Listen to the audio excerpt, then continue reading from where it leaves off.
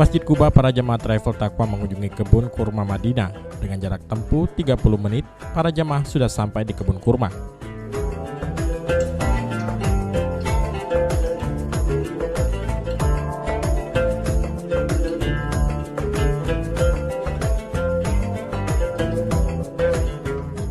Namun sayang, saat kami datang, perkebunan kurma di Madinah ini masih dalam tahap peremajaan, sehingga untuk masuk ke areal perkebunan dibatasi hingga di halaman depan masuk perkebunan. Oh, di kebun kurma. Ngapain di kebun kurma? Iya, nak belanja. Belanja apa? Belanja kurma. Oh, belanja kurma. Bukan belanja pempek bukan? Kalau pempek di Pleman. Kalau sini? Sini kurma. Kurma. Untuk oleh-oleh. Oleh-oleh. Kurma apa yang suka Nabi? Kurma apa? Kurma Nabi. Jual.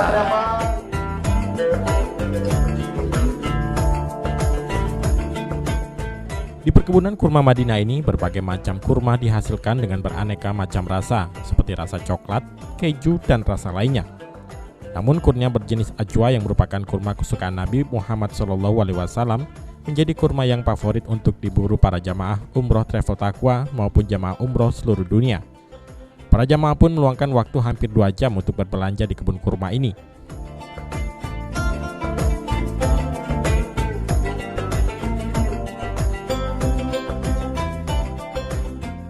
Para jamaah pun meluangkan waktu hampir 2 jam untuk berbelanja di kebun kurma ini.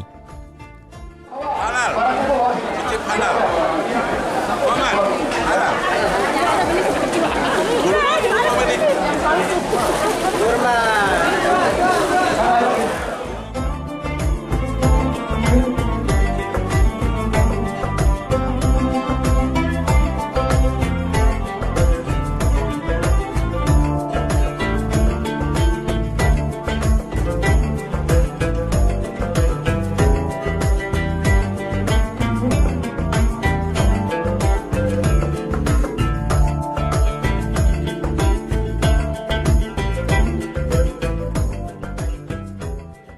Perjalanan City Tour ziarah ke tempat bersejarah dilanjutkan ke Jabal Uhud.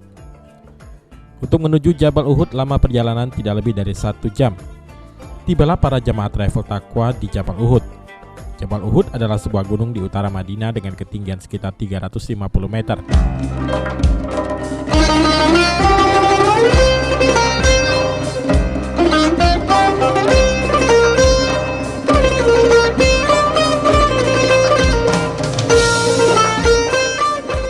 Gunung ini adalah lokasi pertempuran kedua antara Muslim dan pasukan Mekah.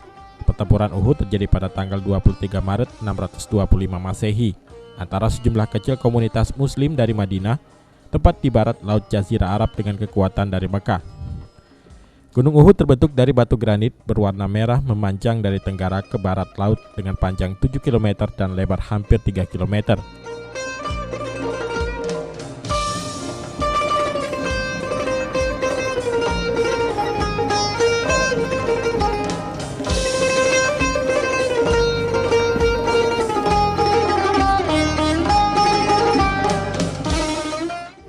Syuhada Uhud. Apa itu? Syuhada kuburan Para sahabat-sahabat Rasulullah ketika meninggal pada peperangan Uhud. Jadi yang di belakang kita ini kuburan. Iya.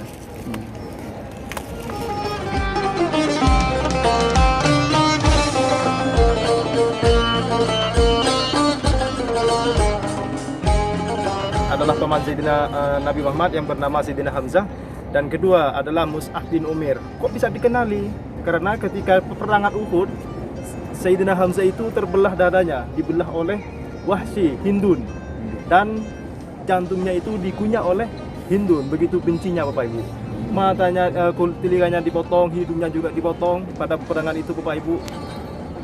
Dan Wahsy bisa dikenali ketika peperangan orang Islam mengalami kekalahan. Wahsy itu memegang bendera, dan benderanya tangan di kanan ini Bapak Ibu dipotong oleh orang kafir Bapak Ibu. Jatuh bendera, diambil lagi oleh tangan kiri, dipotong lagi Bapak Ibu. Sehingga ketika mayat-mayat yang lain tidak bisa dikenali, hanya Sayyidina Hamzah dan Mus'ab bin Umair karena tangannya terpotong. Ketika sudah dikubur ratusan tahun di sini Bapak Ibu, darahnya Sayyidina Hamzah itu masih segar Bapak Ibu. Itu adalah bukti kata Rasulullah orang yang mati syahid di jalan Allah Subhanahu wa taala, jasadnya itu tidak dimakan oleh cacing tanah lokasi.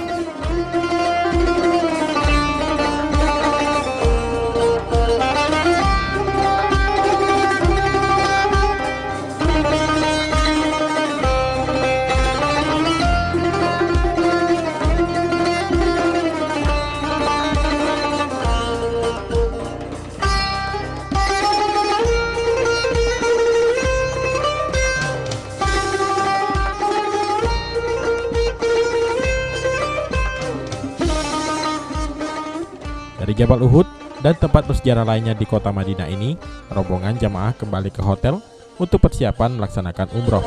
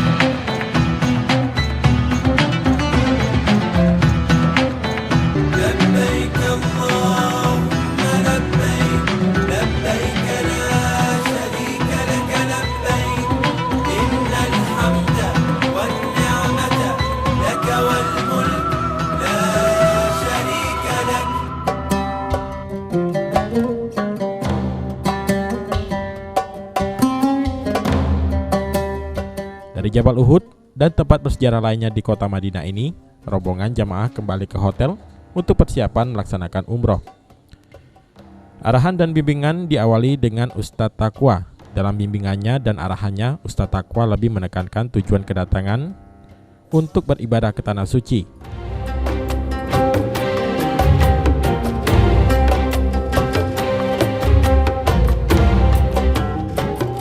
Ini yang bikin kita jauh dari Allah dan kekuasaan dengan tinggalkan itu di miqat. Datanglah puasanya, ya Allah, semua nikmat yang selama ini kau berikan, puji-pujian selama ini, puasanya adalah milikmu. Laka innal hamda wa ni'mata laka wal mulk la syarika. Bukan laka, bukan untukmu, tapi milik Allah. Nah, kalau kita, hati kita, jiwa kita sudah mengembalikan itu kepada Allah, ya Allah, kita sadar bahwasanya nikmat yang selama ini kita dapat, pujian-pujian selama ini yang kita dapat, kekuasaan adalah semuanya milik Allah. Tausiah bimbingan manasik umroh, rukun dan sunnah ibadah umroh kemudian dilanjutkan oleh Habib Mahdi. Kemudian ceramah bimbingan sebelum melaksanakan perjalanan ibadah umroh ditutup oleh Ustadz Zaki.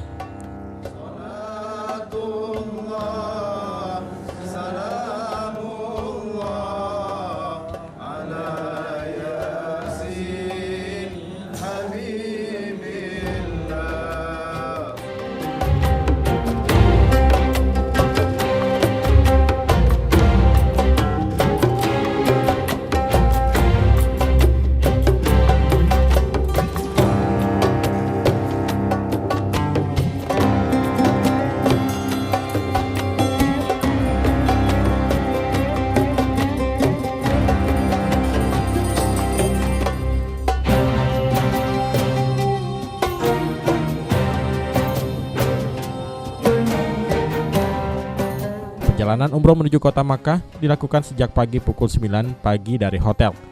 Barang-barang pun dimasukkan dengan menggunakan bus.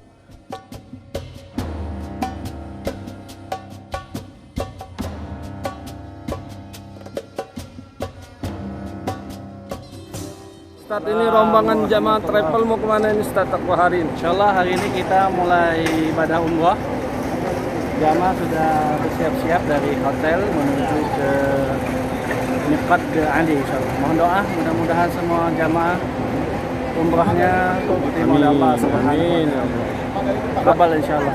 Perjalanan berapa lama, Pak? Insyaallah 4 sampai 5 jam insyaallah sampai ke Mekah. Para jamaah sudah siap dengan menggunakan ihram. Para jamaah travel Taqwa bersiap menuju Mekah dengan perjalanan selama 5 jam hingga 6 jam. Selama di perjalanan, sholawat dan salam terus dikumandangkan Habib Mahdi dan Ustadz Taqwa di dalam bus menuju Mekah. Jemaah travel Taqwa pun memulai ibadah umroh dengan melakukan mikot di Bir Ali.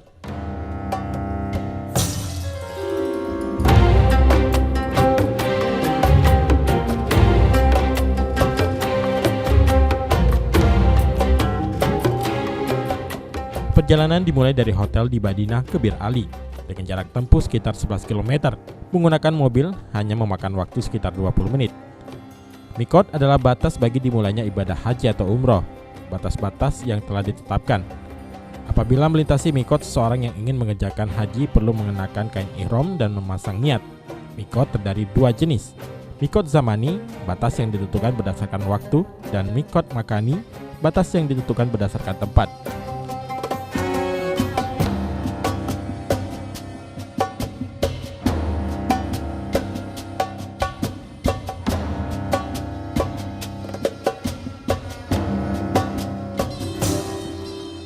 Bagi mereka yang tinggal di Mekah, untuk umroh keluar dari tanah haram Mekah, yaitu sebaiknya di Ji'rana, Tan'im atau Hudaybiyah.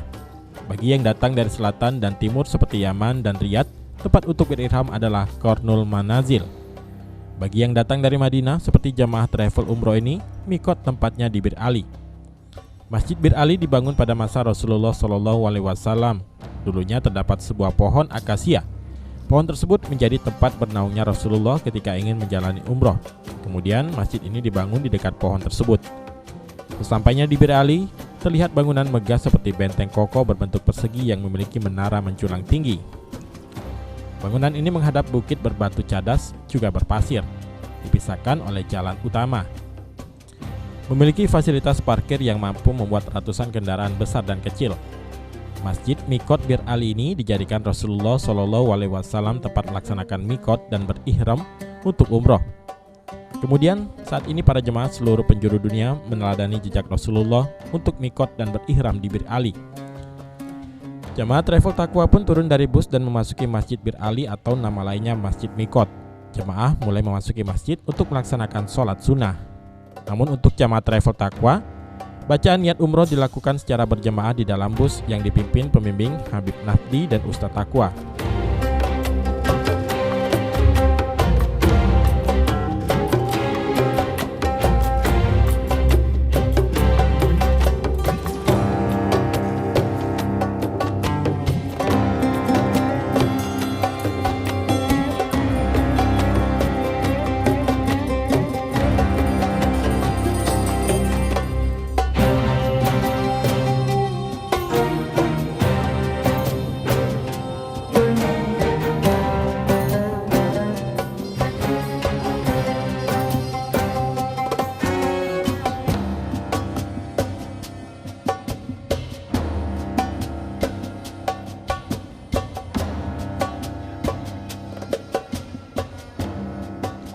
Setelah melaksanakan mikot di Masjid Bir Ali dan membaca niat di dalam bus, perjalanan ibadah umroh dilanjutkan dengan menggunakan bus selama 5 jam. Saat mikot, pria harus sudah memakai pakaian khusus untuk umroh dan haji yang bernama ihram. Pria sudah tidak boleh memakai alas kaki yang menutup mata kaki, tidak memakai pakaian yang dijahit dan tanpa penutup kepala. Wanita sudah harus menutup aurat dan hanya boleh menampakkan telapak tangan dan wajah. Setelah mengenakan pakaian ihram, jamaah umroh dilarang untuk melakukan hal-hal yang sudah ditentukan syariat Islam. Adapun larangan saat umroh meliputi, bagi pria dilarang memakai pakaian biasa, dilarang memakai alas kaki yang menutupi mata kaki, dilarang menutup kepala dengan peci, topi, kait ihram dan sebagainya. Bagi wanita dilarang memakai kaos tangan, menutup muka, dilarang memakai wangi-wangian, memotong kuku, mencukur atau mencabut rambut, bulu, dan dilarang memburu atau mematikan binatang apapun, bermesraan atau berhubungan, mencaci, bertengkar atau mengeluarkan kata-kata kotor, memetik tanaman di sekitar Mekah. Dalam perjalanan dianjurkan memperbanyak bacaan kalimat talbiyah yang selalu diucapkan Rasulullah yang dipimpin Habib Mahdi dan Ustadz Taqwa.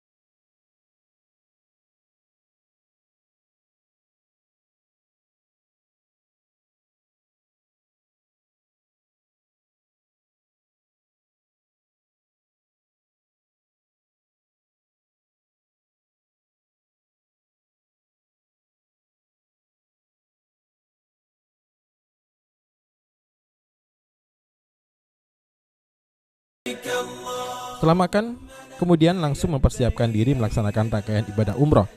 Pelaksanaan ibadah umroh ini dipimpin langsung Habib Mahdi, Ustadz Taqwa dan Ustadz Zaki.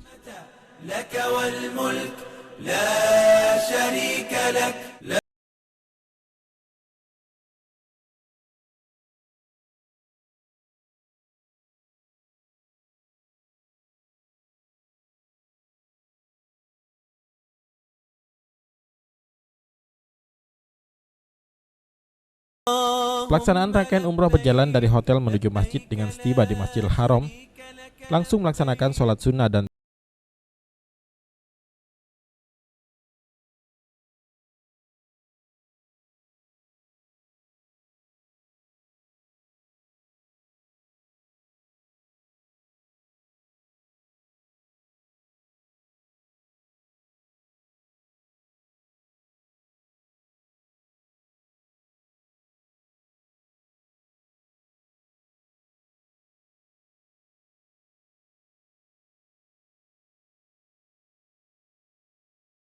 Allahumma labbaik labbaik la syarika lak labbaik. Pertama minum, tarik nafas, kemudian minum lagi, baru lagi, lagi boleh 10 kali. Kita ilmu yang bermanfaat. Setiap kali nambah ilmu, dengan itu ibadah. Ilmu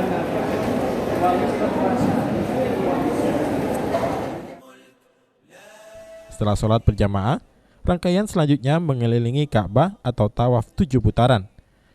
Saat masuk Masjidil Haram, jamaah disarankan untuk mengucap doa Bismillah wassalatu wassalamu ala Rasulullah Allahumma ftahli abwaba rahmatik.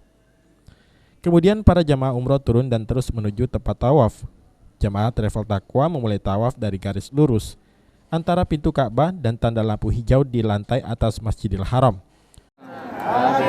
Atina fid dunya hasanah wa fil akhirati hasanah.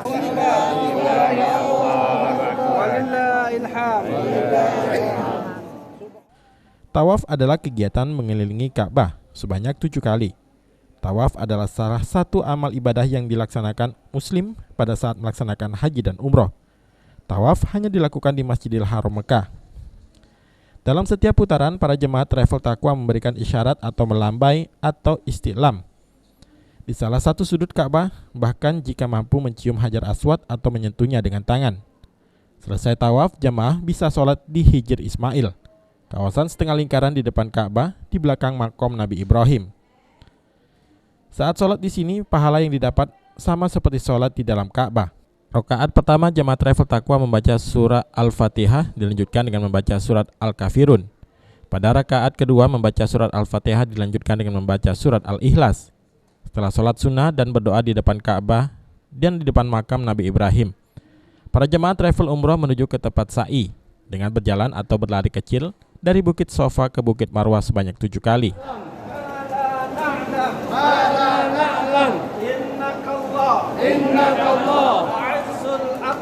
Al-Azul Akram Rabbir fir Warham Wa'fu Rabbir fir Warham Wa'fu Karihal musyrikun Walau karihal musyrikun